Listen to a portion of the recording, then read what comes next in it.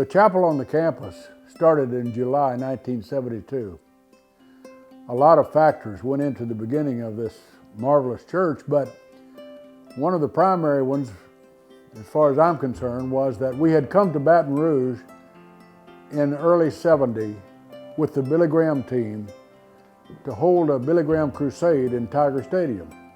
We fell in love with the area and with the people and moved back here after the crusade, which was a very productive crusade. 10,000 people registered decisions, and over 1,000 of them were LSU students. It sort of began in our minds that we needed a church on or near the campus. Not just a campus church, but a church that would minister to the community and the campus, preaching the Word of God, discipling believers, mission-minded for the whole world. So, during a crusade in Cleveland, I got a call one night from 6 couples who were meeting in our absence. They said, "We've decided we're going to start a church on or near the campus, and we want you to be the pastor. Will you pray about it?" I said, "No. I've already prayed about it. We'll come." From there on, it was a whirlwind. We moved so many times they called us the Chapel on the Move. Find us if you can. From the original group of about 50 people who came to the services, we grew steadily as we moved from there to the law school, back to the Music and Dramatic Arts auditorium, back to the law school, and there we nestled for about a year and a half until we just really outgrew the place. It only seats about 250, and we were having 750 people come. Well, we moved from there to the theater at the Student Union.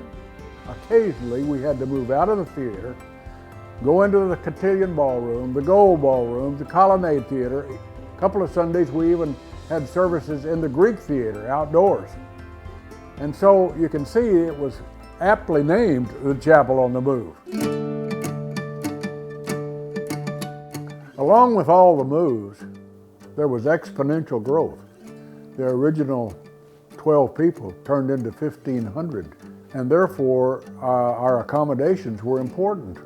In a miraculous happening, I really believe it was a miracle. We petitioned the Board of Supervisors to allow us to build on one of the lots that was vacant over on the lake off of Dalrymple.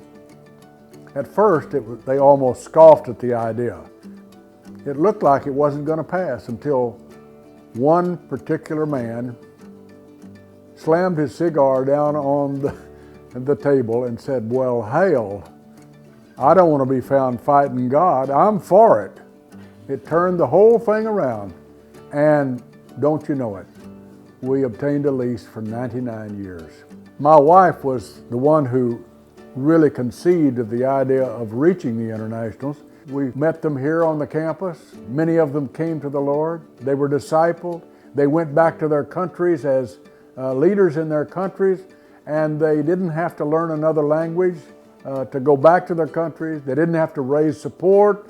They didn't have to cross cultural lines. So a really wonderful international work was born, along with the vision of reaching domestic students as well.